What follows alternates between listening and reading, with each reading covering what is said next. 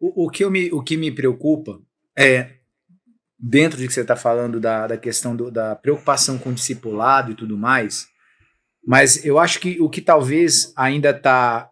O que faz com que as pessoas não entendam a importância do discipulado, ou façam ele de forma convencional, ou melhor, convencional não, Conveniente. conveniente, eu acredito que ainda está um ponto antes, que é na falta de percepção, e aí é isso que eu ainda não entendo, talvez, o porquê, mas a falta de conexão da pessoa de entender, cara, ser um cristão não é apenas eu ter uma religião, né? Ser cristão não quer dizer apenas que eu tenho esse pensamento religioso, mas é mais que isso. Eu me tornei um discípulo de Jesus. E o que significa se tornar discípulo de alguém?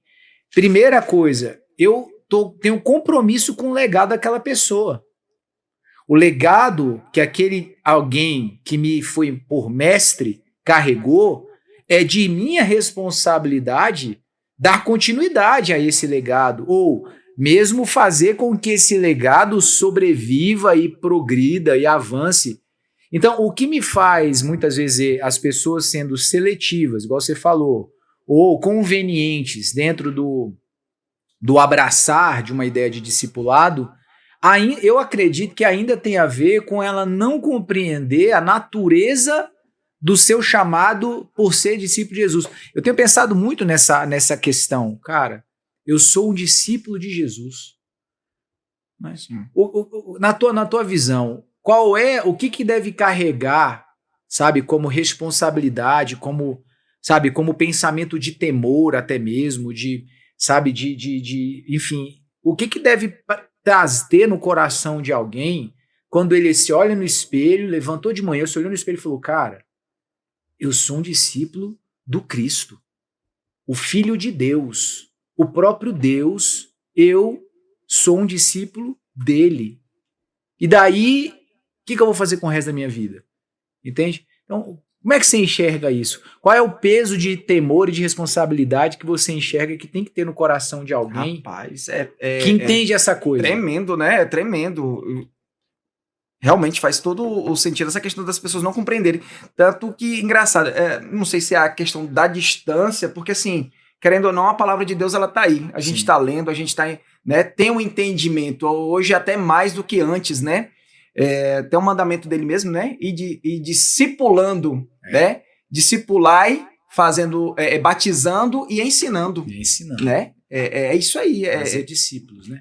Porque até para entender um pouquinho do contexto dessa questão aí mesmo, do entendimento, quando ele fala lá em Mateus, né? Mateus 11, 28, que ele fala assim, vinde até mim, né? Os que estão cansados, tudo mais, né? Eu tô sendo bem rápido aqui, pois o meu jugo, né, ele é suave e meu fardo é leve. Então, assim, como ele era considerado um mestre, um rabi,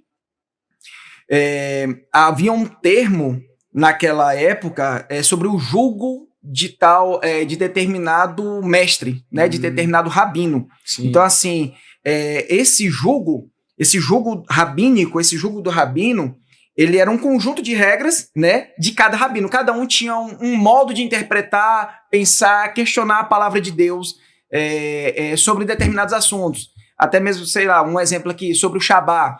O que deve e o que não deve no Shabá. Né? Ele vinha com esses questionamentos, né, de interpretação mesmo, sobre os seus discípulos, né? Então, assim, Jesus, ele vem diferente desses rabinos, porque em questão de quê? Os camaradas, os rabinos, eles escolhiam, né, os extraordinários ali fazer a peneira ali, exatamente, a galerinha ali que estava com 10, 12 anos, que estava finalizando, né, aquela primeira fase do ensino da Torá, e ele escolhia os melhores, né? Jesus não. Verdade, hein? Rapaz, ele não... Venham a mim os que estão cansados, né? Então, assim, ele fez um convite, né? Não apenas aos extraordinários, mas a pessoas como eu, como o senhor, como o Rael que tá ali, né? Sim. Né? Não ele não distinguindo idade, sexo, classe social, nada do tipo. Você vê que é bem eclética a turma dos 12 que ele escolheu, né? É bem eclética, né? E é justamente... Alguns tidos até como traidores da nação, exatamente, né? ele não aceitou, Mateus, quer dizer, não chamou. sim, Isso. Verdade. Ele chamou. Judas, poxa, ele chamou Judas, né? Interessante. Enfim, agora voltando aí a essa questão aí que o senhor falou, porque eu fugi um pouco, né?